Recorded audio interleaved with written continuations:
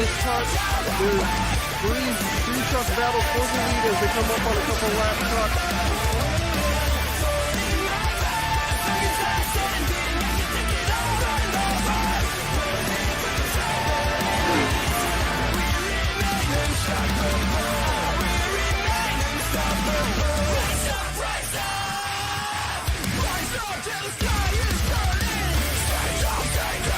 Luis is definitely not going to let him in. Here comes Sobczak, and he's going to take him 3 wide down to the line. Luis tries to go block, and Luis quick.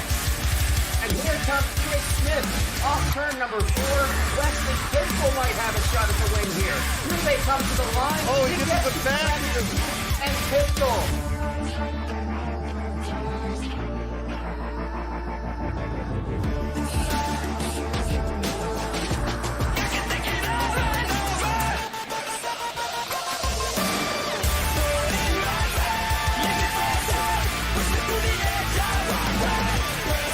Sobczak on the back bumper of James Ray there, desperate for a win, desperate to get back into the championship. Oh, he gives him the bumper. Evan Piet is going to come through to win it.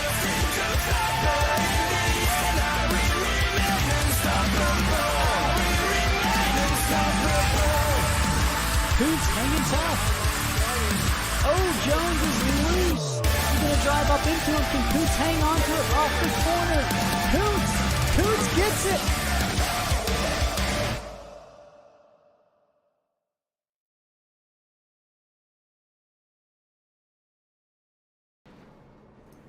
It's Tuesday. That means the Apex Energy Series racing from the Slingshot Racing League. Welcome, race fans. I'm Ellis Thomas, joined in the booth tonight by Chris Smith. We're bringing you live racing action in the Xfinity B-Class cars from Nashville Super Speedway for the Poblocki Sign Company 175. In 2001, Nashville witnessed the triumphant return of national-level NASCAR racing with the grand opening of the 1.3-mile Nashville Super Speedway. This iconic venue quickly became the stage for the Xfinity and Camping World Truck Series, etching its name into the motorsports narrative. Over the ensuing decade, the track solidified its status, expanding its annual events for both series and even embracing the thunderous roar of IndyCar racing for 8 years. However, an elusive NASCAR Series or Cup Series date remained absent from its calendar, and the year 2011 marked a poignant conclusion of the track's initial run. With a decision not to seek NASCAR sanctioning for the following year, the gates closed. But the story didn't end. The track, dormant in terms of official races, found a new purpose as a canvas for private testing and filming events. And the twist of irony unfolded as the very asphalt that once echoed with the excitement of races became a testing ground for the NASCAR Cup Series teams. Fast forward to the summer of 2020, and the winds of change swept through the racing world.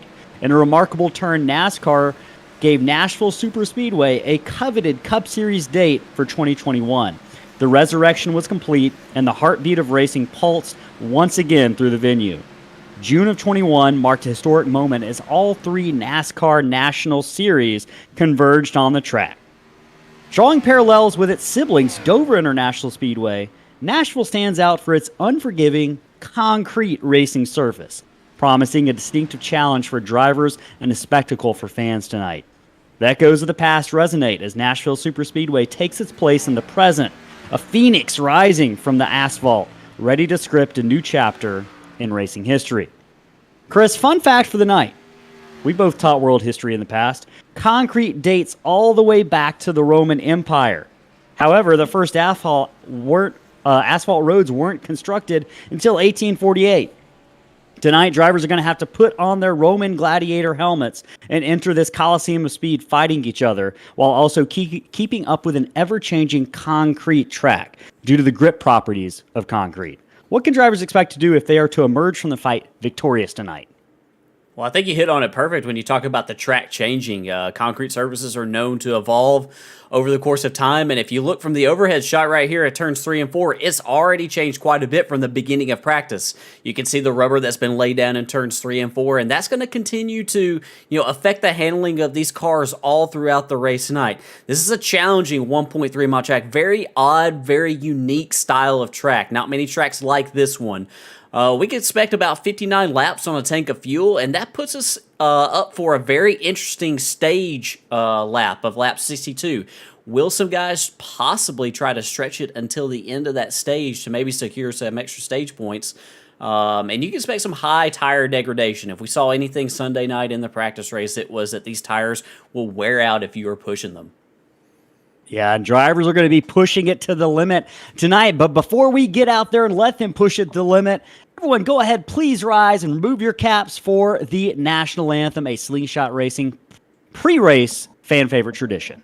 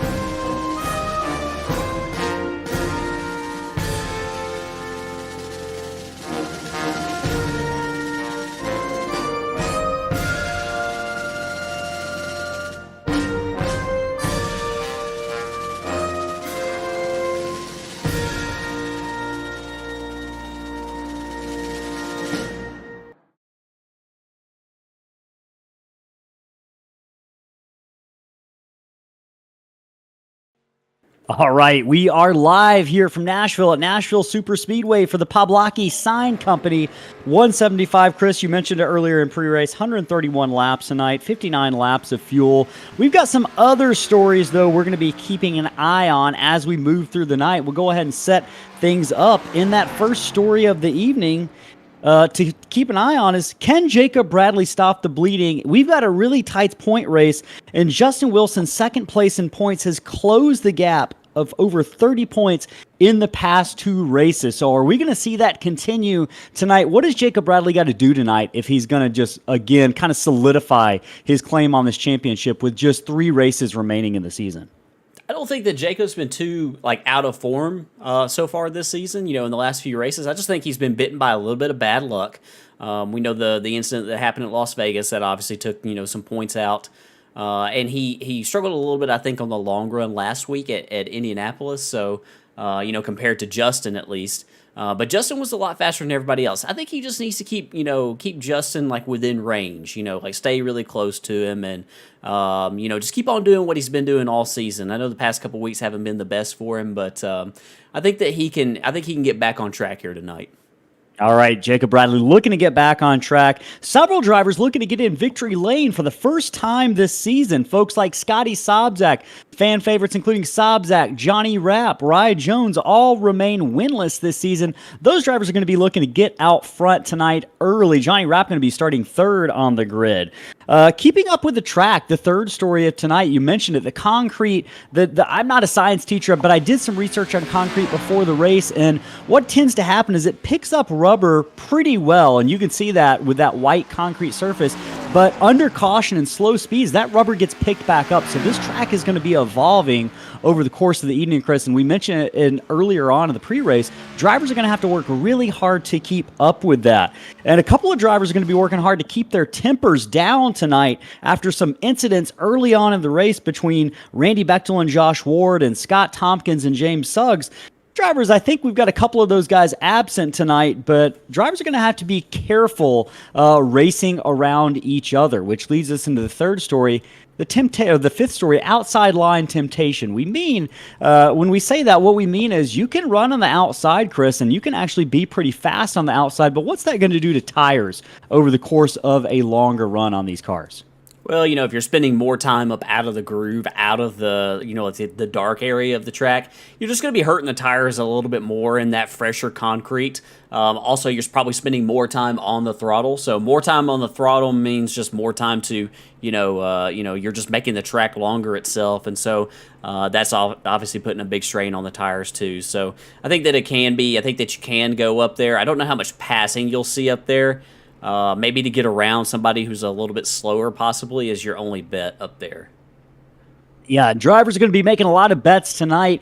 3 races left in the Apex Energy Series season for Slingshot Racing League. We're bringing you live racing tonight from the Poblocki Sign Company, 175 here in Nashville. Hey, before we go to the grid, fun fact about Poblocki Sign Company, they did all the signage at this track when the NASCAR Cup Series returned. So kind of a very fitting title sponsor for tonight's race. Let's go ahead, hit the grid, and you mentioned it, Chris. Justin Wilson is on a tear lately. He's closing the points lead, but we've got a 1-2 championship hunt starting from the front row grid tonight. Justin Wilson on the pole, Jacob Bradley starting second in that number 60. They're going to be finding each other on the track very early tonight, so we'll be keeping an eye out on first and second. Jonny Rapp, we mentioned, starting in third, looking for a win. Randy Bechtel, another driver who's going to be looking for his first win of the season, starting fourth. Scottie Sobczak in that red, white, and blue number 81 Pine Mountain Auto Supply car, starting fifth.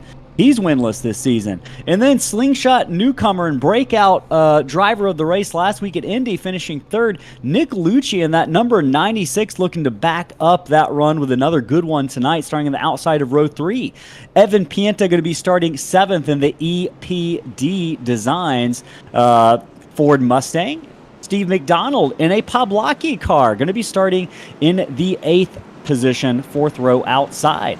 Jeremy Gardner, winner from a couple of weeks ago at Las Vegas, going to be starting on the inside of row number 5 and 9th. Chris Pierce in the Apex car going to be starting in the 10th position. Scott Tompkins in another Poblocki car starting in the 11th position.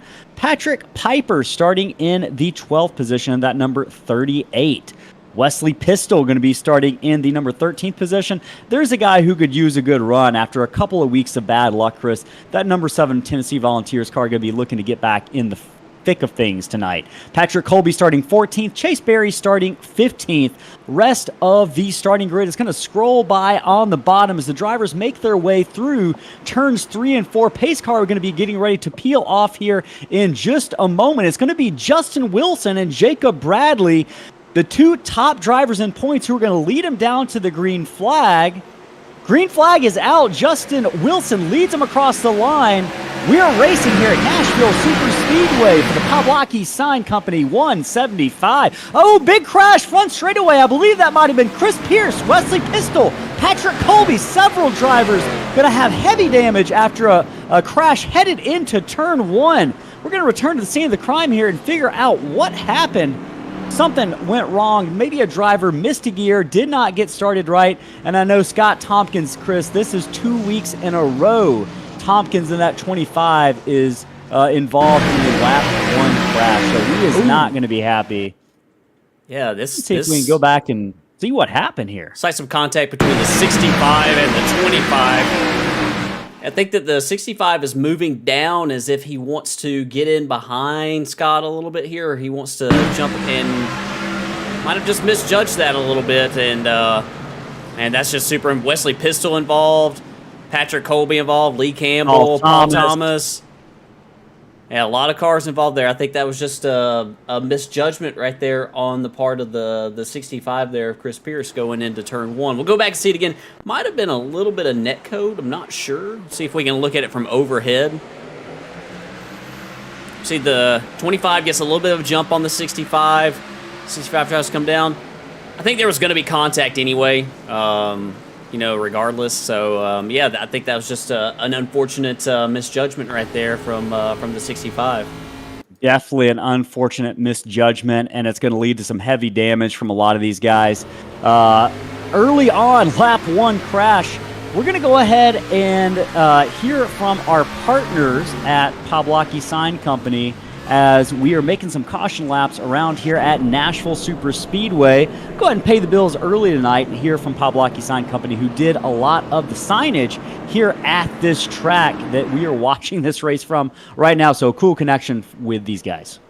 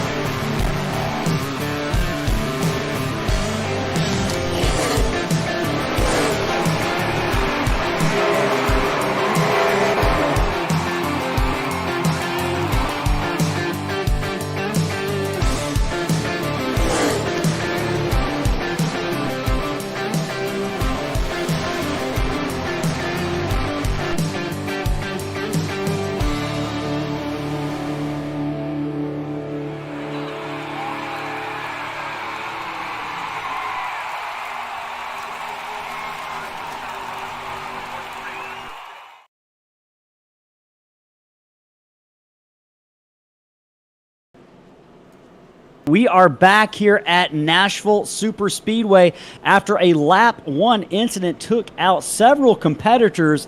A couple cars coming across the line might have misjudged as they tried to get inside, and calamity ensued. First lap, Justin Wilson still your leader. Jacob Bradley in the 2nd position right now. Not much has changed up there. Jonny Rapp 3rd, Scottie Sobczak 4th, Randy Bechtel running in the 5th position at this very moment. A lap or so until we get ready to go green. Chris, I think this might change the situation a little bit when it comes to fuel strategy and pit stop strategy. We were talking about around 59 laps of fuel and a stage lap ending on lap 62, with those stage points being awarded to the top 10 drivers. And we know stage points this season are very, very, very important. So we're going to see if that impacts drivers' decisions on whether or not to pit early or late. But right now, drivers getting side by side as we get ready for the restart here in just a little under a lap. Justin Wilson is your leader.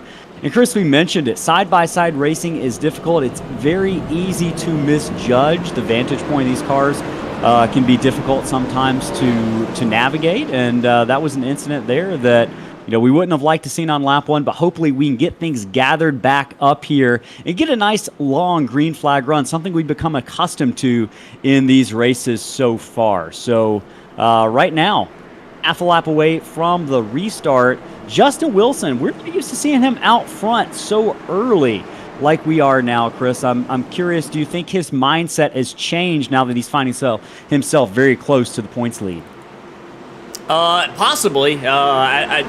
I think he'll still, go out here and attack because, he's in 2nd place. He's got to go out there and gain the ground. So I think he has to be aggressive. Absolutely. And right now, he's going to try to be aggressive on this restart. The 58 of Justin Wilson going to lead him into the Geico restart zone. The restart's on him. He mashes that throttle. You can see it take off like a rocket ship across the line. We're back green flag racing here at Nashville. Wilson with a head of steam down into 1. The race is for 2nd between Jonny Rapp and Jacob Bradley. Bradley's going to run that outside line. He's going to propel himself into the 2nd position. Sobczak now is going to have a handful of Randy Bechtel back in the 5th position. And the race really is for 3rd through 5th right now, as 1st and 2nd have kind of sorted it out. Randy Bechtel He's got Nick Lucci right behind him with a head of steam. Jeremy Gardner coming along the outside of Evan Pienta. Several cars right on top of each other here. Lucci breathing down the back of Randy Bechtel. He's going to think better of trying to make that pass down into turn one as we watch Evan Pienta in the 55 make that pass on the inside of Jeremy Gardner, Vegas winner from a couple of weeks ago. Single file in the top 15 or so. The first battle is really going to be back here for the 15th position between Kyle Dewey and Chris Blassie. We see Dewey back in 15th, really slow down on the inside line, bottling up a couple of cars behind him. He's got James Ledford right behind him. These guys are going to sort it out there as well.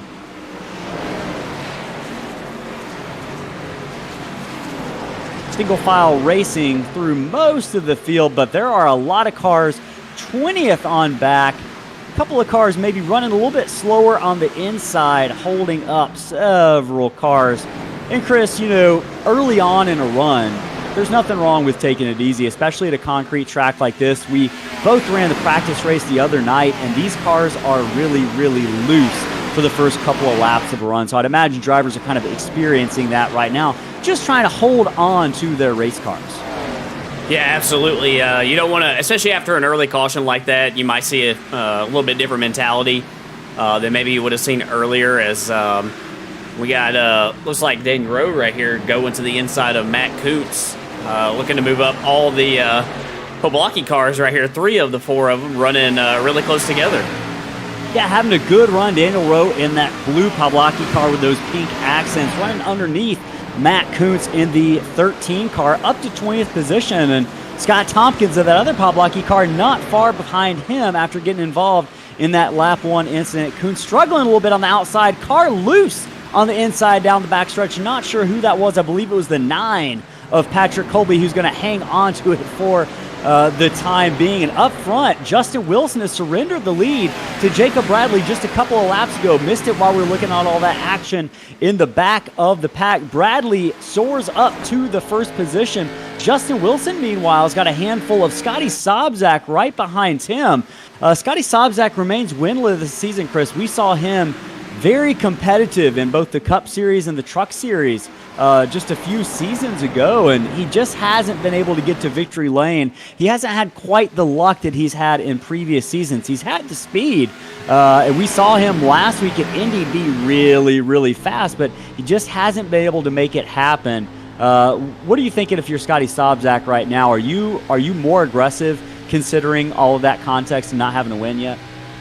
Yeah, I think so. I think that, you know, if I'm Scottie, I think that that's my goal, is to win before the season's out. And yeah, we're coming up on the end of it right here. I think it's a good possibility tonight. I feel like he was one of the faster cars in that practice race on Sunday night, and he looked to have a lot of speed there, a lot of, you know, staying power as well. So we'll see if he can figure it out here tonight and put that number 81 in victory lane. Yeah, Scottie Sobczak, I know he's got some fans watching in the chat right now. Hey, if you are on the YouTube or Twitch chats, or you're just watching in general, we appreciate your viewership. Your fans are what make this one of the things that make this league possible. We're grateful for you. Let us know in the chat who you are rooting for. And if you haven't hit that subscribe button on YouTube, go ahead and hit that subscribe button and like button so you can get all of our content when it's put out there live and in the moment from Slingshot Racing League, as we watch Scottie Sobczak go back and forth with Justin Wilson. He is really working that back bumper of the second place championship runner, Justin Wilson, in that purple, white, and green Margaritaville car. Scottie Sobczak with a lot of speed early tonight, but Chris, part of the reason he's probably running so fast is because the 51 of Randy Bechtel is not far behind, and he's got Nick Lucci in tow right behind him, as we see Sobczak ducking nose out down into 1, thinking maybe I'll pass, but he's going to think better of it as we see him get into the back of Justin Wilson. I think there might have been a little bit of contact there between the 58 and 81, Chris. Yeah, I think there was, and yeah, it looks like the 81 is charging the corner a lot harder than what maybe Justin is, willing to do at this stage of the race. And that's going to be something to maybe keep our eyes on right there. If that, charging the corner entry like that is, if that hurts Scottie Sobczak a little bit later on in the run. And yeah, we'll keep an eye on the long run pace here. And I like you mentioned Randy Bechtel. I like what I'm seeing out of the 51. I like that line that he has, especially down here in 3 and 4. He's able to wrap the bottom a little bit longer than some of the guys around him. We'll see if he does it this time around as they get stacked up right here in front of him. Yeah, I think that Justin Wilson just has his pace that he wants to run, and he's not willing to push it any harder than what he's pushing right now.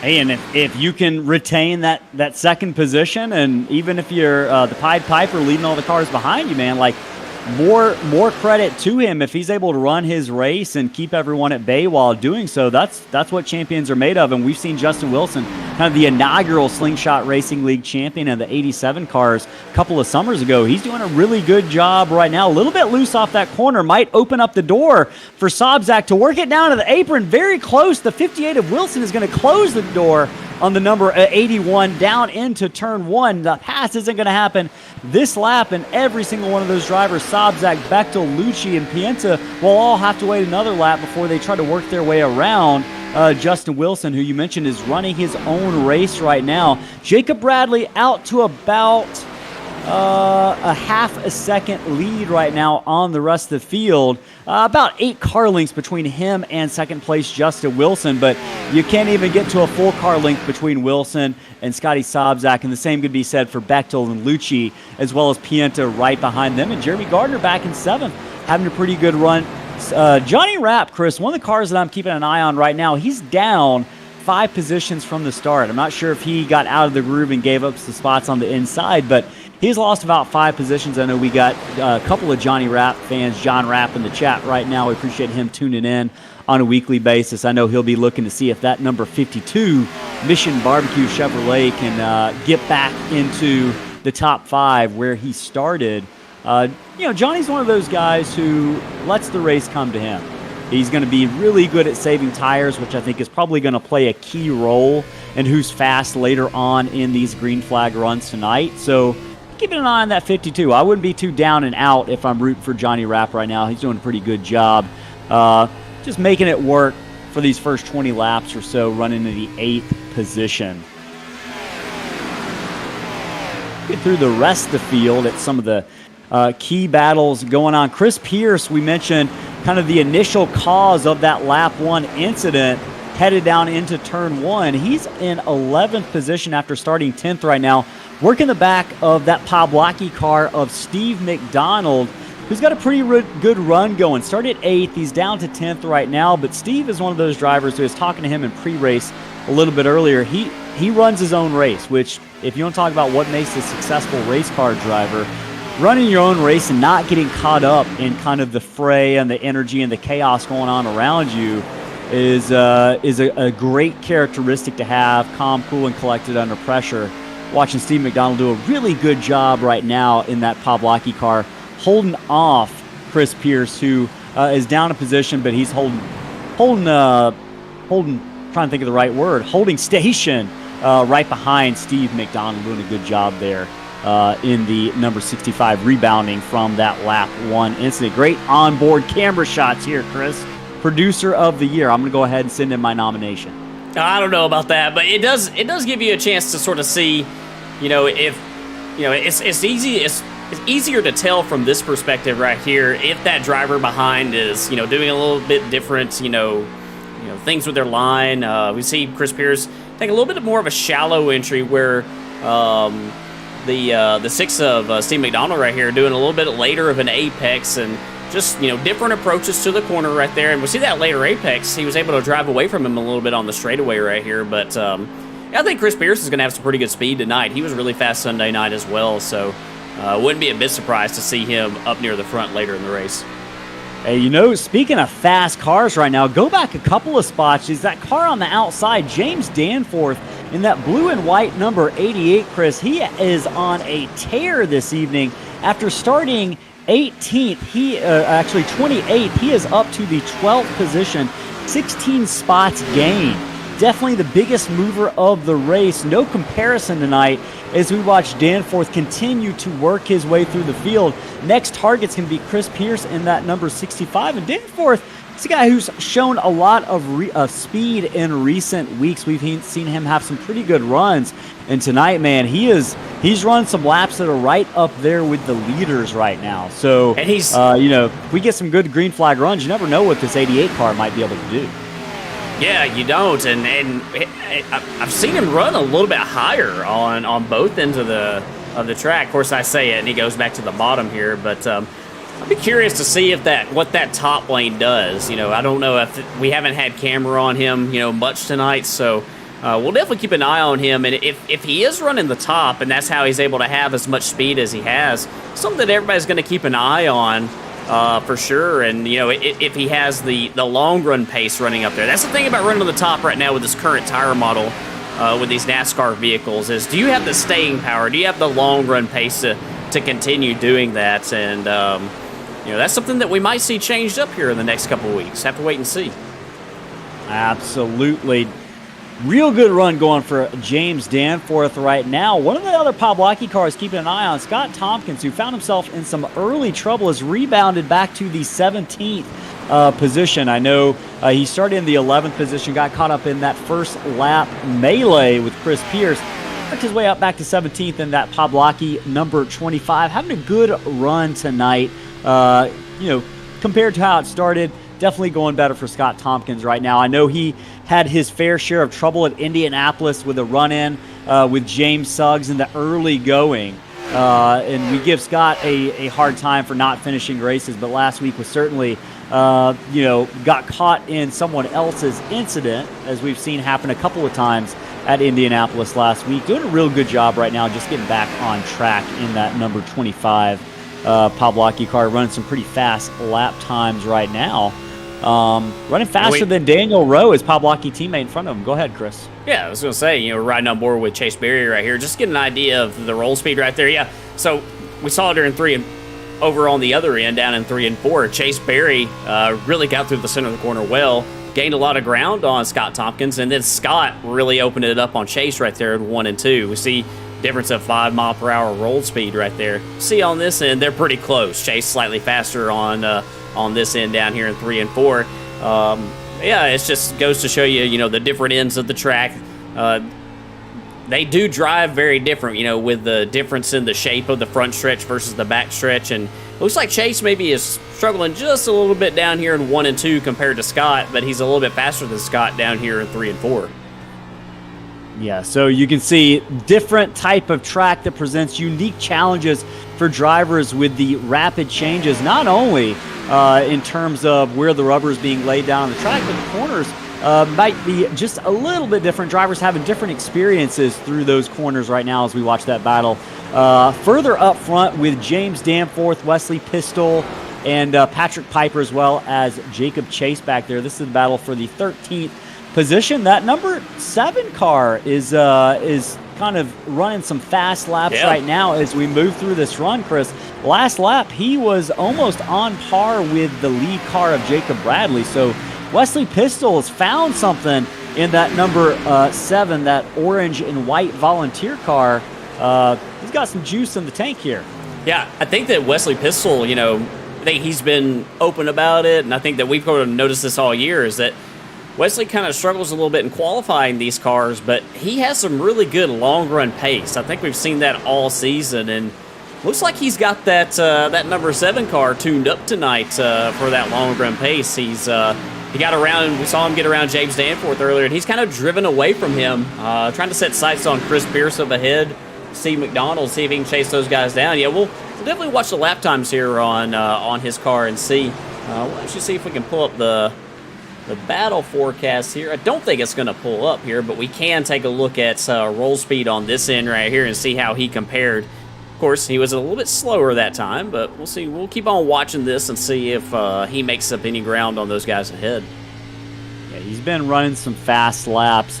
Like we mentioned a couple of laps ago, he was running on par with the leader of Jacob Bradley. Watching this roll speed hollow view cam right now, seeing if he's going to be able to make up any ground on Chris Pierce in the number 65. Right now, you can see he's a little bit slower, but there is going to be a little bit faster on the exit of turn number 2. Wesley Pistol doing a good job in that number 7 car, finding some long run speed in recent weeks, despite less than ideal qualifying efforts. And hey, a driver that's also working his way up through the field, want to give a little bit of a shout out to Rye Jones in that number 91, running in the 9th position right now. He's trying to chase down Jeremy Gardner, who is in 8th right in front of him, and Rye Jones has turned off some fast laps here, just about half a tenth or a tenth off the lead pace right now. Rye Jones closing in on the back bumper of that number 8, Jeremy Gardner.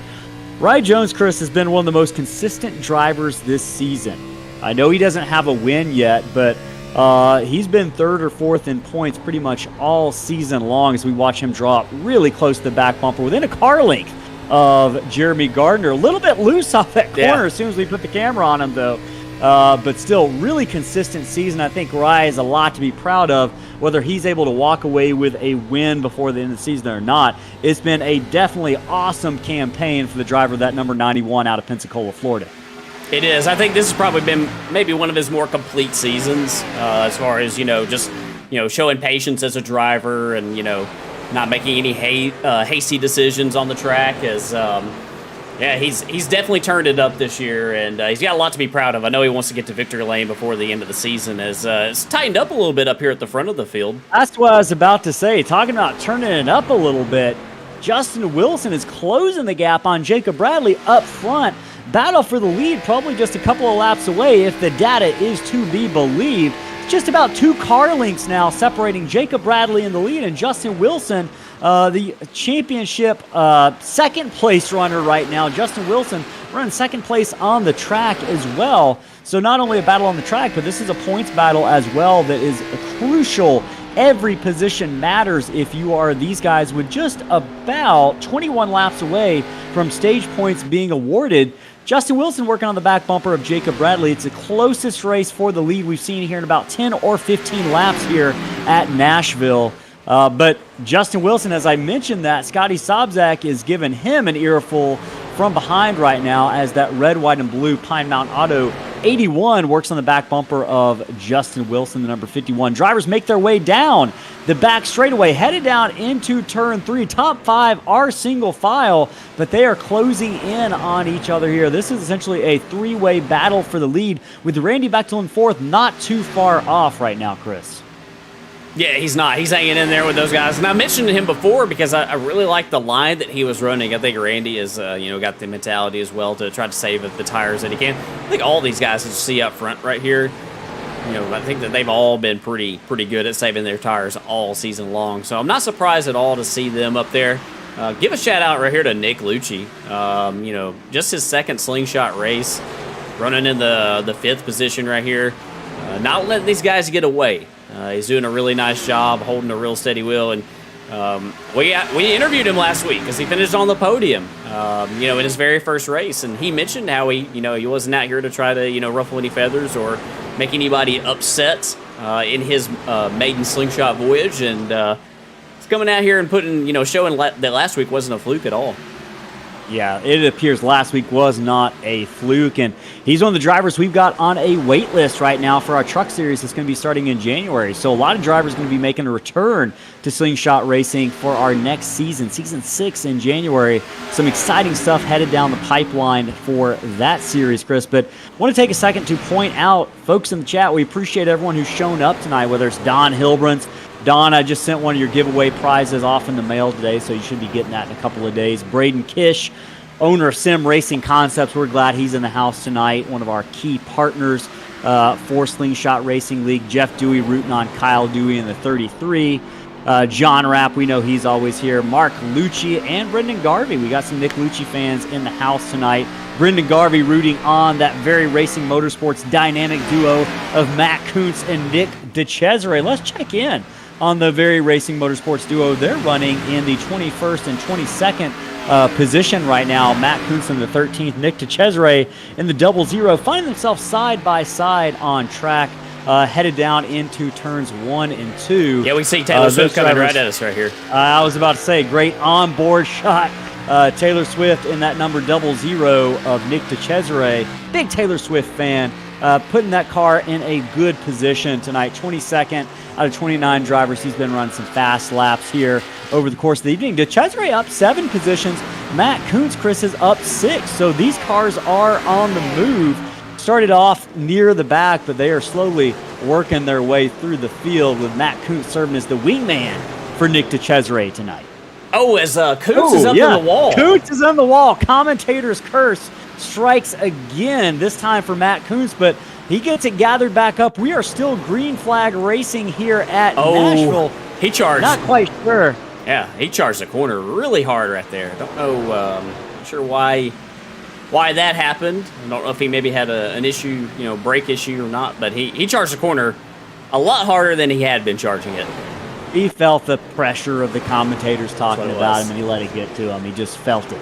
Right now, great race going on. Lap 45 of 131 in the books here for the Apex Energy Series in the Poblocki Sign Company 175 here at Nashville. I'm Ellis Thomas, joined in the booth by Chris Smith for Slingshot Racing League tonight. Jacob Bradley is your leader. Meanwhile, Justin Wilson not far behind in second position. Scottie Sobczak is third, while Randy Bechtel's lost a little bit of ground running in fourth position. It's down to about 8 car lengths now that separates Bechtel from the back bumper of third place.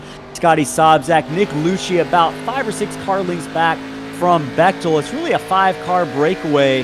6th through 10th is at least probably about 3 seconds behind kind of this lead group here, Chris. But the lead group is racing very hard. Just about let's see, lap 59 is 62 is the stage, so about 15 laps left in this first stage where points are going to be awarded for 1st through 10th position, Chris. And if you're Justin Wilson, how bad you want to get back to that lead to get those 3 extra points for the stage victory? Oh, I think it's huge. I think that's his goal here, is that he's maybe saving a little bit for a charge here in the last few laps. Don't think that he wants to get into the business of trying to make a charge too early. I think he's going to take one shot at it. Sometimes you'll see people make a charge for the lead and, they can't quite get it, so they'll cool their tires off here. I think that Justin's going to try the one and done of this and try to grab maximum points here. But Jacob, you don't know how much Jacob's been saving as well up here. He's been up near the front of this, and Justin caught him, but did he catch him because he was saving some tires? Oh, here we go. Pass for the lead down into turn 1. Justin Wilson got a great run off of 4. He's going to take it to the inside, Chris. We mentioned in pre-race, though, this outside line is a capable line for at least a few laps, but Bradley, without the tires to probably make it work, is going to surrender the lead. Is he going to try to cross him over down into turn number 3? The answer is no, at least this time by. Justin Wilson goes to the lead.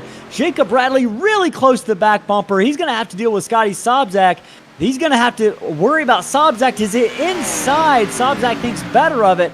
Headed down into turn 1. 3-car battle for the lead with just about 9 laps left before we award stage points on lap, or 12 laps rather, before we award stage points on lap 62 this evening. Scottie Sobczak getting ready to try to make that pass down to the inside on Jacob Bradley, down into turn 3, but we mentioned it as we mentioned it with the Justin Wilson pass. That outside line is a capable line if you've got the tires to stick the landing. And right now, Jacob Bradley did a much better job keeping toe with the 81. Looks like he might go ahead and let that 81 pass down into turn 1, though.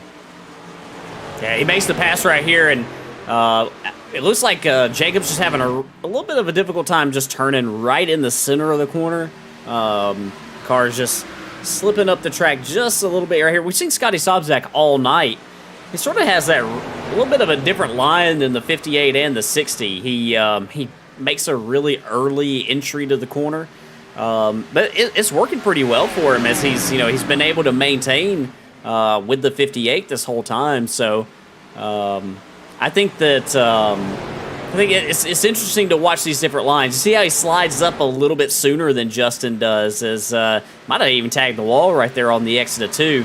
All this battling has brought Randy Bechtel up to the rear bumper of the 60 of Jacob Bradley, as it's the last thing that Jacob wants is to have somebody else pressuring him right here at the end of the stage.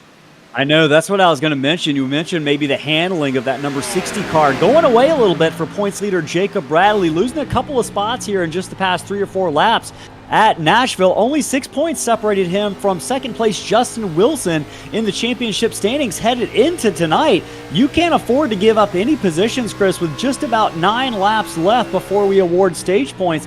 Every position at this point is a point. And when we're talking about a 6-point gap, every position matters as we watch Randy Bechtel continue to hound the back bumper of Jacob Bradley, headed down into, across the line, headed down into turn 1.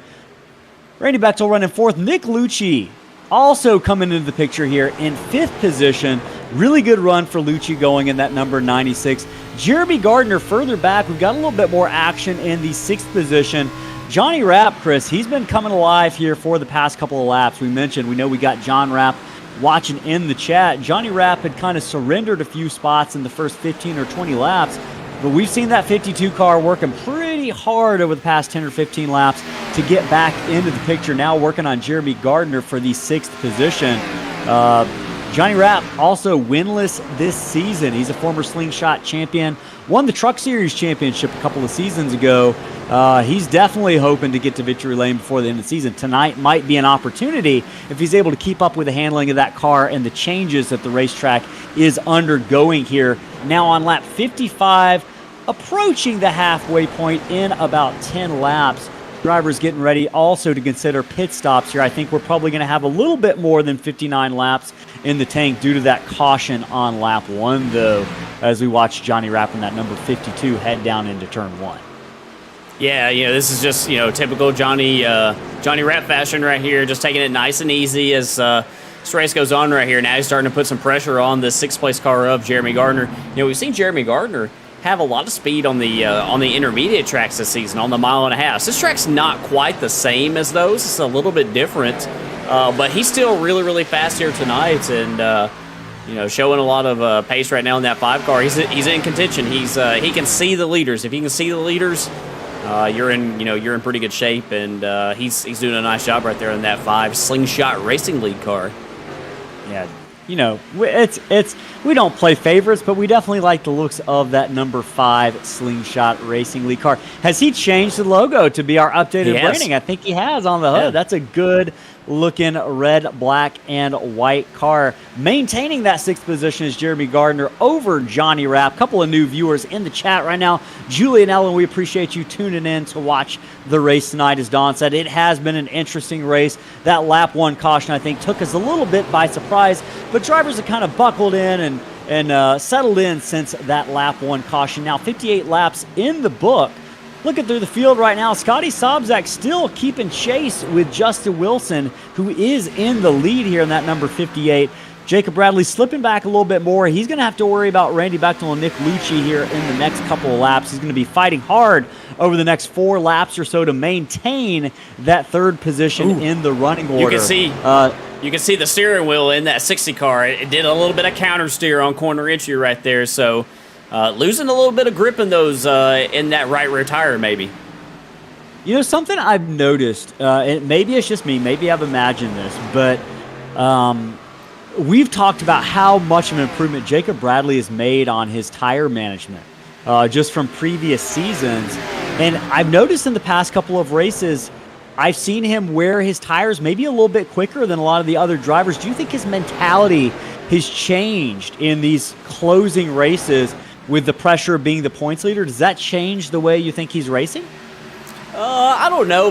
Possibly, maybe, but I'll say that he might be giving up a little bit on long run pace to Justin Wilson these past couple of races, but it's not anywhere near what he used to give up on long run pace. So I think that he has still definitely made a ton of gains, a ton of improvements, on that long run pace. I just think it in the past couple of weeks here, and it could be maybe just feeling a little bit of pressure from Justin here in the points has made him push just a little bit harder, but he's still within sight. This is not anything to panic about, as Bechtel looks to the he's inside. going to be panicking here because he's going to lose potentially another position. Chris, one lap away. Jacob Bradley fighting for every point position as we get ready to award stage points. Now, Randy Bechtel is his teammate. Do you think Randy cuts him a break here as we head down into turn 3, or does Randy Bechtel want that stage point? Randy wants those points. Can't cut him a break here. You got to go for it. Yep, and you can see Randy Bechtel slides up the track just a little bit. He's got his teammate Jacob Bradley to the outside, but it looks like Bechtel's going to get the position here. Bradley's going to be lucky. He's not going to lose that 5th position yet to Lucci as they cross the line. Stage points are going to be awarded. Justin Wilson's going to get 12, and I am correct. That means Jacob Bradley's going to get somewhere around 7, Chris. So that's going to pull the championship race within 1 point here with just less than 2 races remaining in the season. Obviously, we've still got the rest of the race to decide here. Many points are still yet to be awarded, but right now at this near halfway point in the race, major championship implications there as stage points are awarded on lap number 62. Justin Wilson continues to lead. Scottie Sobczak is second, Randy Bechtel third, Nick Lucci fourth. Jacob Bradley slides back into 5th position. I'd imagine we're going to start to see drivers hit pit road here in the next few laps, Chris. Jeremy Gardner 6th, Jonny Rapp 7th, Rye Jones 8th. Steve McDonald, first Poblocki car on the track tonight in the 9th position. Evan Pienta rounds out the top 10. Great battle going on in 9th position between Pienta and Pistol right now, or 10th position between Pienta and Pistol right now. Pistol work on the back of that silver and blue Evan Pienta Designs car driven by none other than Evan Pienta. As they head down into turn 1, you can see the white glow of that Tennessee Volunteers car headed down into turn 1. Yeah, and Wesley Pistol, we talked about him before. Here he is still looking to the inside of Evan Pienta, trying to make a pass for the 10th position here. We talked about him and that long run pace that we felt like he had earlier in the race. He got a little bit of damage on the right side. Not too bad, though. I think he's going to be all right with that. But we talked about him making the pass on Danforth, and, it'd be interesting to watch these two cars. James had a lot of speed earlier in the race, was all the way up, thinking about to the 12th position, and now he has fallen back to 17th. So maybe just pushing a little bit too hard, burned up that right front a little bit too quickly, and he's fallen back to 17th as Wesley Pistol wants to continue his rise up through the field. Wesley Pistol with that long run speed. James Danforth dropping just a little bit. Lap 66, now 67 of 131 here at Nashville for the Apex Energy Series and Slingshot Racing League, presenting the Poblocki Sign Company 175 at Nashville Super Speedway. Get ready for pit stops here in the next couple of laps, I'd imagine. Now, since stage points have been awarded, we're going to be seeing Justin Wilson, Scottie Sobczak, Bechtel, and the rest of the leaders come in. Another car keeping an eye on, Chris, Nick DeCesare continues to work his way through the field. We mentioned him earlier when he was running side by side with his teammate Rye Jones on pit road. Yep, 91 is the first car to hit pit road. We'll continue to talk about Nick DeCesare here in a moment, but we're going to kind of go ahead and cover pit stops here. Oh, man. Evan Pienta had an adventurous entrance to pit road here. I think I saw it. him going crazy getting on. Very loose sideways, but somehow the 55 makes it down pit road, and I would imagine we're going to see several leaders here follow suit in the next lap or so. We'll know if we see Evan Pienta have to make another stop, if there's a penalty or not, but I don't think there's going to be, as we watch Rye Jones go ahead and make that run down to exit pit road. Yep, several drivers coming on pit road right now. Yeah, one driver on pit road right here, Scott Tompkins. This dude has been... Oh, Tony Caputo really loose trying to get off of pit road, but it looks like he's going to save it right behind Justin Wilson. He was actually trying to come to pit road. Sorry to interrupt there, Chris. No, Justin Wilson and Lucci. Man, Jeremy Gardner sliding on the pit road as well. Oh, I don't know if he made it. Yeah, this is a tough entry to make right here. Very, very difficult. But I was going to mention Scott Tompkins. After that trouble that he had on the first lap, has got the car fixed, and he is flying up through the field. He was all the way up to almost the 10th position there before that pit stop. So great speed tonight out of the 25 car.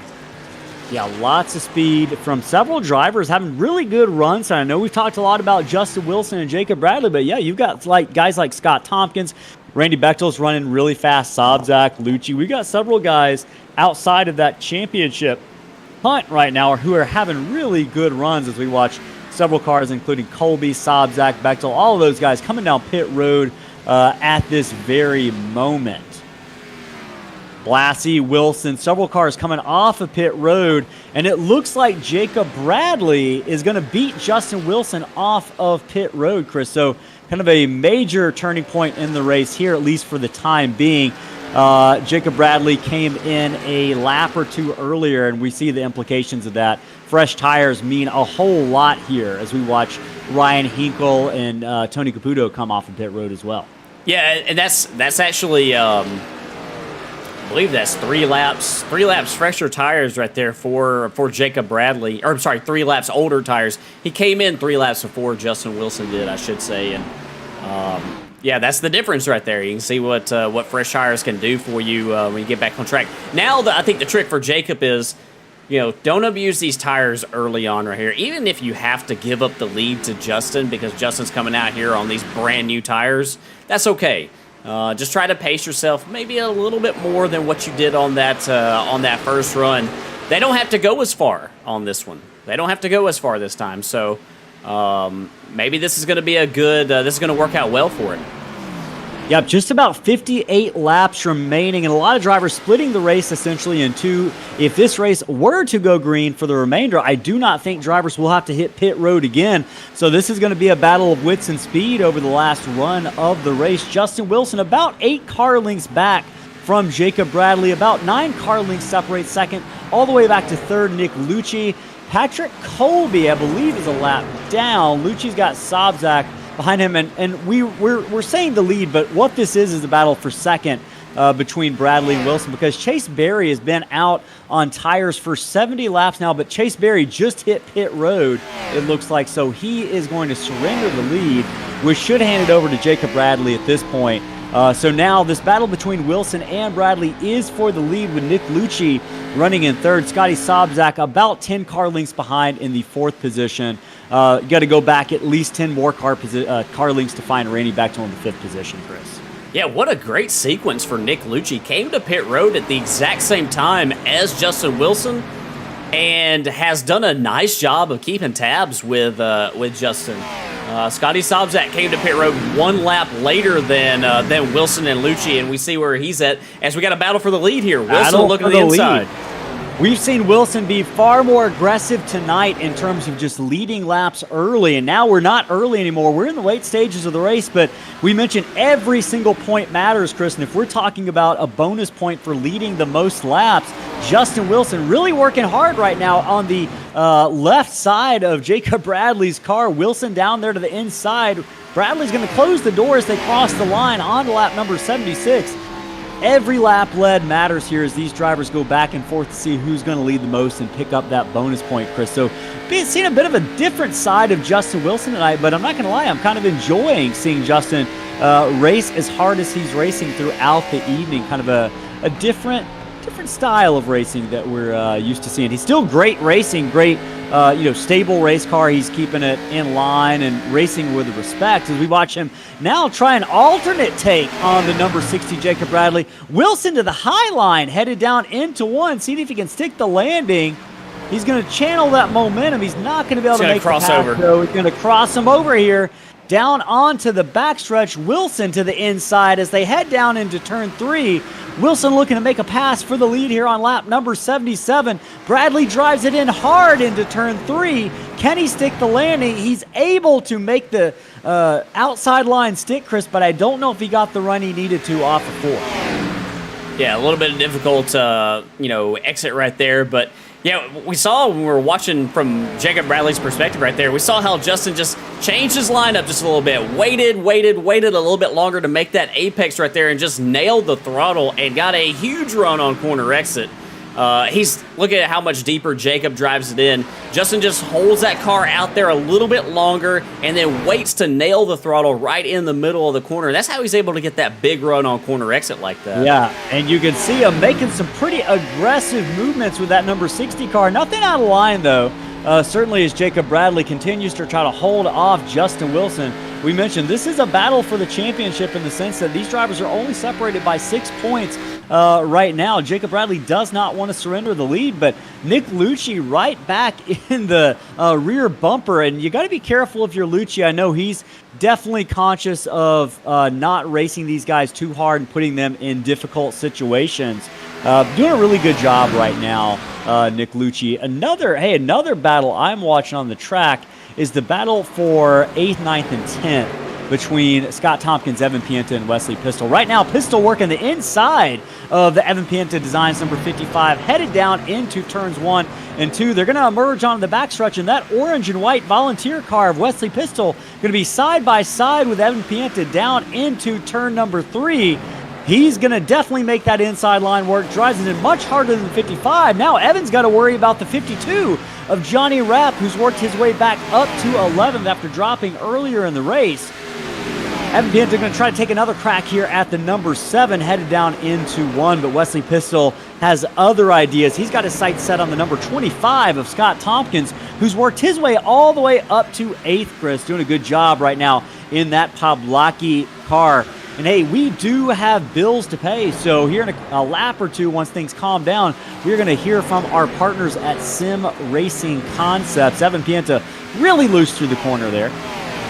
Give this a second, see if we have anything we need to cover before we hit that commercial break. Up here at the front of the field, Justin Wilson looking to the inside of Jacob Bradley. Man, just as soon as you thought this battle had settled down, Justin Wilson going back and forth with Jacob Bradley. Bradley's found some speed. He's found his legs here in the past couple of laps. Bradley with a couple of heaters over laps number 81 and 82 has found himself on the outside of Justin Wilson, fighting back for the lead, trying to get every single lap led he can right now. And he's doing a really good job, Chris, but need I remind the viewers, the outside line comes at a price, and that price is tires, and that's something we mentioned Bradley struggling a little bit with over the course of tonight and the past couple of races. A little bit loose on entry down into that corner. Yeah, a little bit loose, but he is holding strong there on the outside, just trying to make it difficult for Justin, trying to make it, to where Justin has to, push. Oh, as they get really close on corner entry right there. Justin Wilson left Jacob hardly any room right there on entry to 1, but I think he might complete the pass here off of 2. He does. Going to get it done there, unless Bradley might try to duck a nose down to the inside, headed down into 3. He's got better thoughts. Patrick Colby a lap down, Chris. Sticking with these drivers up front. Got to be careful if you're that 9 not to get in the middle of this championship race and this race for the lead here. Meanwhile, battle going on between Nick Lucci and Scottie Sobczak. This is for the 3rd position. Sobczak in that red, white, and blue 81. Going to move underneath that blue and yellow number 96 of Lucci. Scottie Sobczak, Chris, he is no joke. He is going for a win tonight. I know he's hungry. I know he's got some fans watching in the chat. He's locked and loaded, ready to go after a strong run and a near win at Indianapolis last week. Yeah, he is. And you mentioned Patrick Colby being a factor up here at the front of this thing. He is a lap down, but as you can see, he's got a lot of speed. I think he had some damage in that lap 1 incident, and has got the car repaired now, and is showing, a good bit of pace. His tires are, they're about on par with Justin Wilson's. A little bit fresher than Jacob Bradley's. As here comes Sobczak to the inside of Bradley. Yes, Bradley going to have to lose another position. He's got Nick Lucci 2 positions in 1 lap. Jacob Bradley's likely to give up as they cross the line here on lap number 87 of 131 at Nashville. Here, the Apex Energy Series, the Poblocki Sign Company 175. Action and racing is intensifying as the laps close down. Just about 44 laps remaining here at Nashville Super Speedway. Everything is happening all at once. Several drivers making moves throughout the field right now. Just looking through what we've got going on. Obviously a great battle going on for the 2nd and 3rd position. Jacob Bradley back to 4th. Randy Bechtel is going to be the next competitor trying to hunt down Bradley. But there's an interesting battle going on between Steve McDonald and Chris Pierce. This is for the 12th and 13th position as they head down into turn 1. Pierce trying to hold off Steve McDonald, that number 6, and Steve McDonald started 8th, gave up a couple of positions early on in the race, but he's worked his way back up through the field nicely. In that last lap, he was a skosh faster than Chris Pierce. We'll see what he's able to do here in that number 6 car. But again, several of these Poblocki Sign Company cars are having good runs tonight in this title-sponsored race, putting on a good show for the boss man here. Yeah, and Scott Tompkins is super fast. He's been, he's come up through the field. He's passed a lot of really fast cars, and he's. If I'm Ryan Jones, I'm watching back there. He's about 3 seconds behind him, so that's gonna be a tall order without a caution, I think, for Scott to make up that ground, especially with as fast as Ryan is right now. So Scott Tompkins, a driver that's definitely looking for a caution here.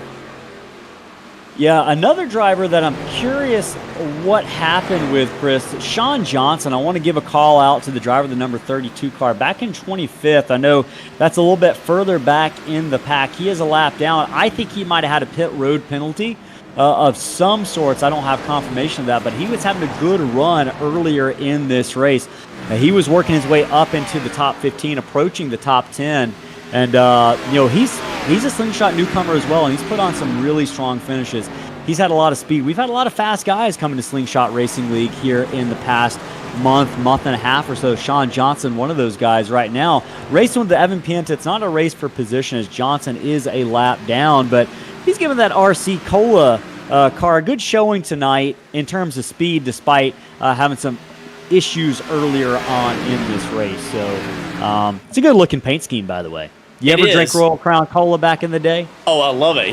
Growing up down here in Alabama, there's plenty of RC Cola machines around. So, that's a good-looking ride. And I think he had a little bit. I don't know if he had trouble on the start, if he was involved in the incident, or we got a battle for the lead right here. Battle for the lead, absolutely. Headed down into turn number 3. Scottie Sobczak tries to make a move underneath the 58 of Justin Wilson. He's going to lose about a car length in doing so. But you mentioned it, the battle for the lead is heating up with just about 39 laps remaining in tonight's scheduled 131. Lucci is right there as well in third position, Chris. We're trying to talk about everyone tonight, but this battle for the lead between 4 or 5 cars has not died down over the course of the evening. So if you're watching, if you're a fan of someone, and you want us to check in the chat, just let us know who you want to hear about, because we're trying to cover as many people as possible, but we want to also bring you the most intense action going on track right now as we watch Justin Wilson duck underneath Lee Campbell to work by some of this lap traffic right now. He does hold the top spot on Scottie Sobczak and Nick Lucci. Patrick Colby, we mentioned that lap car slipped back a couple of positions, about 10 car lengths, I should say. He's no longer a factor in this battle for the lead between the top 3 runners of Wilson, Sobczak, and Lucci. And these lap times, they're all close together, Chris. That time by, they're about within 3/100ths of each other, the top 3 in terms of lap times. As we got Scottie Sobczak on the back bumper. He's going to show a nose down into 1. Sobczak looking to get to the lead. He's got to be careful. He's going to run Wilson up the track. Careful, Lucci almost into the side of Wilson. Almost big trouble there on lap number 95 out of turn 2. Scottie Sobczak, Lucci, and Wilson almost found themselves in a wall sandwich there as Scottie Sobczak drove really aggressively into the right side of Justin Wilson, forcing him up the track quite a bit, Chris. That was a moment I think all of us held our breath. Yeah, we'll go back here and we'll see if we can, watch what happened right here. I think it's on entry to 1. He gets a really good run off of 4, and he just tries to sail it in there really hard, then stand on the brakes, try to make this corner, and that's a lot of give and take from Justin right there to let Scottie hold on to it, and unfortunately it cost Justin a couple spots. Absolutely, and Justin Wilson now back to 3rd. Jacob Bradley, championship leader, running in 5th right now. The leaders have sorted it out amongst themselves, at least for the time being, with about 34 laps left in regulation. Hey, I asked the fans, let us know who you are rooting for and who you want us to check in with. One of the guys I heard from was Hudson Plant. He is rooting for Rye Jones, and man, you're rooting for a good driver, Hudson. He is up to the 7th position. He's moved up 9 positions on the evening. This driver out of Pensacola, Florida, Rye Jones, kind of running by himself on the track right now on that really beautiful purple paint scheme that we've grown accustomed to seeing, but doing a really good job running his 7th position. He hasn't led any laps tonight, but he's had a lot of speed, and we mentioned it earlier on in the race. He has been one of the most consistent drivers this season. So great run going for the 91. I know you're making Rye Jones making Hudson Plant proud in the chat right now. SF Techie says he's rooting for all the Toyotas out there. So there's a lot of Toyota fan. There are a lot of Toyotas out there. SF Techie, I know you root for those guys. So a couple of the highest running Toyota right now, I think it's Randy. I believe is Nick. Oh no, Nick Lucci, you're right. Nick Lucci is running a Toyota in that number 96 car in second place. So you're rooting for some fast drivers out there tonight. And I know that satisfies Mark Lucci in the chat, who I'm imagining has some sort of relationship to Nick Lucci in that second position. So great run for all of these guys out there that we're checking in on for the chat tonight. Hey, and if you're in the chat and you haven't subscribed to our YouTube channel, go ahead and hit that subscribe button. Also, throw us a like button. Smash the like button, as they say, as the kids say.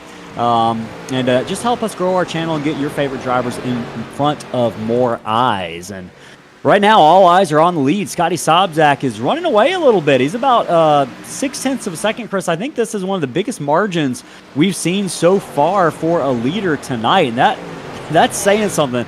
This race has been great. Started off a little rocky with that lap 1 crash headed down into turn 1, but we've run, knock on wood, every single lap since under green with just 30 laps remaining here at Nashville. And I think we need to go ahead and take a break and hear from Sim Racing Concepts, one of our crucial partners in this series that do a lot of great work for our drivers. We'll be back on the other end of this break.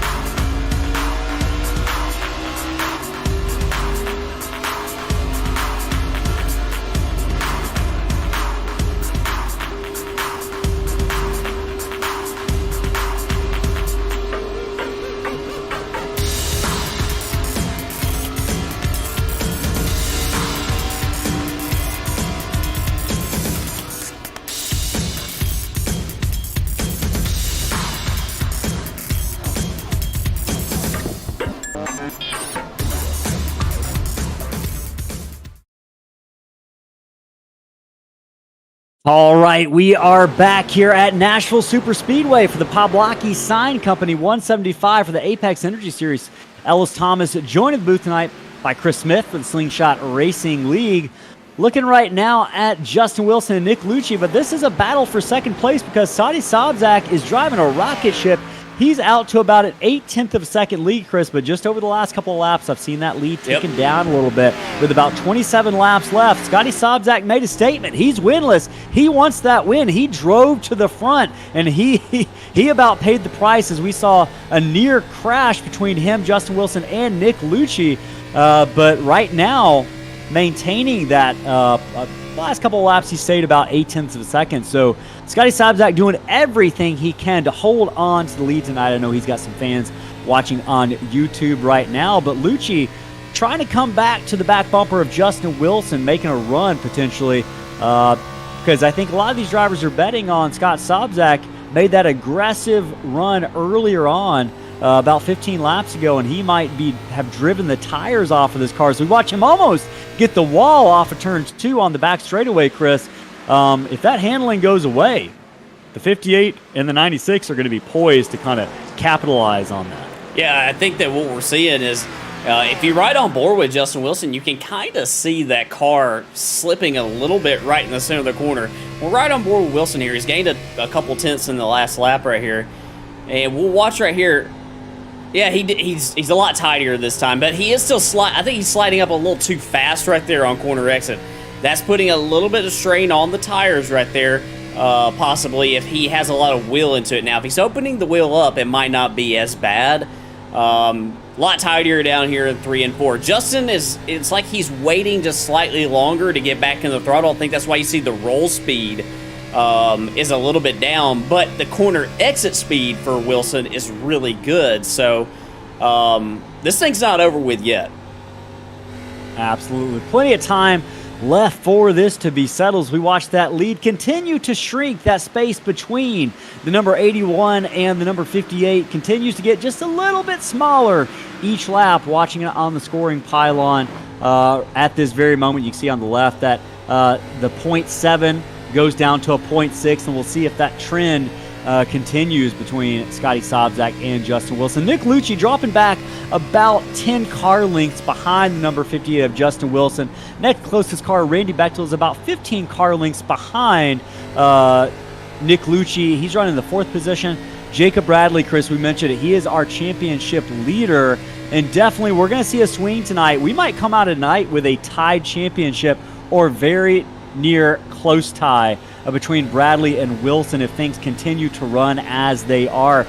Jeremy Gardner, we mentioned him a little bit tonight. We're riding on board, watching his roll speed, running almost dead even with Jacob Bradley. Having a good run. He's a guy that we've seen just be consistently in the top 5, top 8 over the past month or two. Really worked his way up in the standings. We saw that victory at Las Vegas a couple of weeks ago in dominant fashion, kind of had speed all night long. He almost won at Charlotte about 2 months ago. So it's really just a solid night for the driver of that number 55 car, or that number 5 car of Jeremy Gardner. Trying to run down Jacob Bradley here a little bit faster that lap than Bradley was, about half a tenth. We'll see what they were able to do here at the line. Jeremy Gardner about 2 car lengths back from Bradley. Yeah, he's really rolling the center nice right now, and Jacob Bradley I think has really reined it in here in the past couple laps, being a little bit more disciplined, trying to keep it steady right there on the bottom, doing a nice job, and it's not going to be an easy pass at all for Jeremy Gardner. He does have about 3 laps fresher tires, but this deep in the run, that might have equalized out just a little bit more by this point. Still watching this. So watching this chase for the lead right here. Man, it is heating up. Yeah, he's just getting a little bit closer, a little bit closer, a little bit closer. And like I said, it's not over at all. No, that 0.7 went down to 0.6. That 0.6 went down to 0.5. And now we're down to 0.4. Just about 7 car lengths separating Scottie Sobczak from Justin Wilson. Crossing the line onto lap 113. About 19 laps left, Chris, in this race, in the scheduled 131 laps or 175 miles here at Nashville Super Speedway. And I'm going to ask, did we check the battle box was not functioning correctly earlier? Is that correct still? Yeah, unfortunately it's not working. Okay. So we'll do some some speeds at the line here. Let's do a little quiz trivia game. I don't have a prize for anybody other than bragging rights, but if you're watching in the chat right now, how many laps do you think it's going to take for Justin Wilson to get by Scottie Sobczak and to get back to the lead? I'm not saying it's going to happen. I'm not playing favorites here, but if let's pretend he did. How many laps do you think it's going to take for that number 58 to get by the number 81 of Scottie Sobczak? He's closed the gap by about 10 car lengths in the past 8 laps or so. So make your best guesses in the chat. How many laps is it going to take till we have another battle for the lead? With just about 16 laps remaining in the scheduled distance tonight, Scottie Sobczak still your leader at Nashville, but falling back into the clutches of Justin Wilson. Just about 0.2 of a second, now 0.3 separate the leaders, Chris. This is going to come down to the wire. And we've said it before. You've heard real-life NASCAR broadcasters say it. Catching them is one thing, but what passing is? It's another thing. It's another thing, absolutely. Yeah, I don't know. I don't know what type of communication there was over comms, when the pass happened. But that's another thing we got to keep in mind. Scottie Sobczak did not make the pass without just a little bit of contact from Justin Wilson, and Justin lost a lot of ground, lost a spot because of it. So, what's Justin going to do when he gets to the rear bumper? Is he going to be as patient as maybe he would be if there wasn't contact? Yeah, that's a great question. Does Justin Wilson feel like he owes Scottie Sobczak one here? We might not have to wait long to find the answer out to that question as drivers head down into turn 2, now exiting now turn 3 and 4 on the front straightaway. Justin Wilson is on the back bumper of Scottie Sobczak as they approach the line. Scott Sobczak is still leading the race in that 81, but Justin Wilson is there. Just about a car length separating the two. Wilson, you can see him rotate off the corner a lot better than Sobczak. He's going to channel that into a pretty good run down the backstretch. I don't think he's going to have enough to make that move down into 3, though. No, he's not, but he's making that late apex right there. I think that's the line that he has gained so much ground on. Look at him off of turn 4 right here, how he just closes right up on the back bumper. Really loose as well. You can see there's Wilson making the pass down to the inside. He gets that run off of 4. Wilson down into turn 1 on the inside. Last time we saw these in the same position, it was reverse rolls and Sobczak almost slid into the side of the 58. Do we see the same type of decorum here from the 58 of Justin Wilson? Does he feel like he owes Scottie Sobczak one, or is he going to try to run him cleanly, assuming that Scottie Sobczak, that was an honest mistake, in which, in reality, I'm sure it was, because we know Scottie, he's a great, respectful driver. Oh. They're racing hard, though, down the front straightaway. Sobczak trying to get maybe a little bit of side draft off the number 58 as he heads down into 1 hard on the outside, way hard, but can he get off the throttle and back on in time to still get a run off the corner and hold Wilson at bay side by side down the backstretch? 12 laps left here from Nashville Super Speedway. Sobczak's going to go on the outside. He's going to try to hold station. Wilson working that inside. Wilson trying to capitalize on a average evening for Jacob Bradley, really above average in 6th position, but for Jacob Bradley, we've seen him win 3 races this season and run the top 5 most of the season. So great opportunity for Justin Wilson. Plenty of time for Jacob Bradley to get back into the hunt, though, as we watch Wilson on the inside. Is this going to be the time he's able to complete the pass down into turn 3? Sobczak, Chris, he's doing a great job on that outside right now. He is, and he's holding strong. He's not giving Wilson an inch, but I think Wilson might clear him right here off of 4. Yep, that's all you can do. You see Sobczak almost get to the wall, did not want to let off that throttle, goes down to the apron, tries to cut the track a little bit short. Wilson is your new leader here on lap 121, complete of 131. About 10 laps left in this race here from Nashville Super Speedway. Plenty of left to be settled here. Wilson is in the lead. Scottie Sobczak second. The battle going on for third, Chris, is a good battle between Lucci and Randy Bechtel. Randy Bechtel, man, he is the king of third and fourth the past month and a half. I know he would prefer to be, the king of first or second, but Randy Bechtel doing a really good job right now in fourth, hunting for better in the third position, trying to get by Nick Lucci here with just about 9 laps left. Yeah, he had some bad luck last week at Indianapolis. Got caught up in an incident, and ruined what I think he thought was going to be a really good run. So he's got that late apex as well, just like his teammate Justin Wilson. I think that's working really well for those guys late in the run here. Yeah, doing a really good job on the long run speed. Randy Bechtel, consistent driver, slow and steady wins the race. And Randy Bechtel is won his fair share of races, but it just hasn't happened this season. He's still got 2 tracks left to make it happen. Richmond and Homestead, Miami, the championship finale coming up in a couple of weeks. And hey, I'd be remiss, Chris, if we didn't mention the championship finale of the Super Speedway Fall Classic Series coming up tomorrow night. Same channel, same time, 8:30 Eastern time. We've got four drivers who could potentially win the championship tomorrow night, take home a championship ring and a handful of cash with them, Chris. It's going to be intense. The trucks racing from Daytona tomorrow night. That is going to be an awesome race. I'm looking forward to calling it alongside with you. So if you're watching tonight, be sure to tune in tomorrow night at the same time for equally great racing in that Super Speedway Fall Classic Series as we look to crown a champion there. Right now, Justin Wilson, though, he's waltzed out to about half a second lead. And Chris, who's going for that championship tomorrow night? I'm pretty sure Justin Wilson is one of those drivers.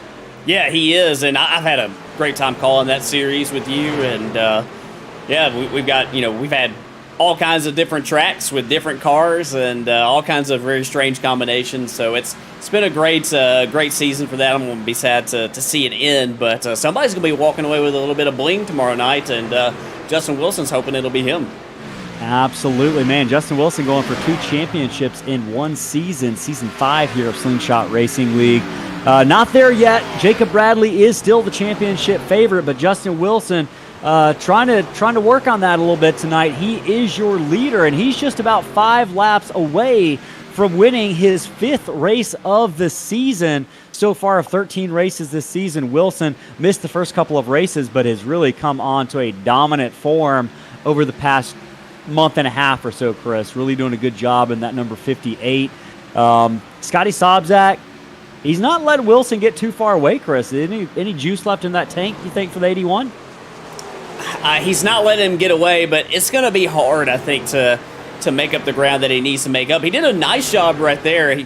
He really shallowed up the entry, but it's when he shallows up the entry, he also tries to get back into the gas right in the center of the corner, and car just sort of slides a little bit with him. He's just sliding a little bit more. Look how Justin is on the bottom, wrapping the bottom a little bit longer through the corner. It's hard to see it, but he's just staying lower a little bit longer, and I think that on the course of the long run, with this current tire model, I think that's what the difference is. And look how much higher Scottie gets, and he's further behind him too. So, I think that with this tire model, it's really, really difficult to make up ground on the course of a long run if you're doing that.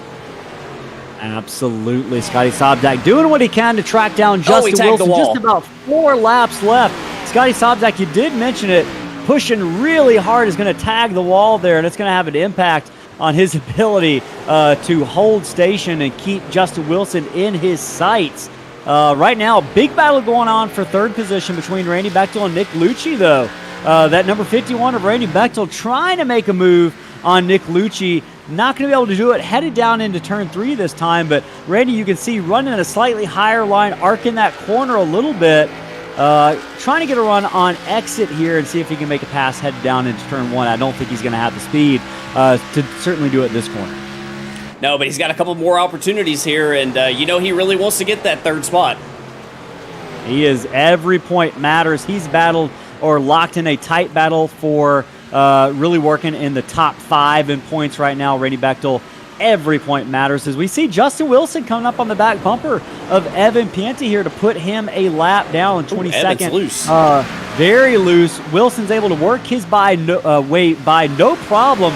Just 1 lap left tonight here at Nashville. White flag is out for Justin Wilson. He's got about a 10-car length lead on Scottie Sobczak. Wilson looking to close Evan Pienta in the wall. Can he keep it out of the wall? Doesn't matter at this point. Right now, the white flag is shown. This race is going to end under green.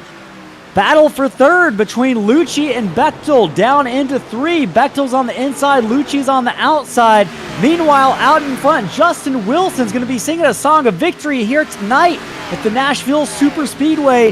He's going to win his 4th race of the season. I believe Lucci got Bechtel at the line for 3rd position. Sobczak is going to be your 2nd place finisher tonight, Chris. Great racing. I know Wilson had kind of worked his way, crashed near the back, by the way, after they get to the line. Not sure who that was. Jeremy Gardner and another car.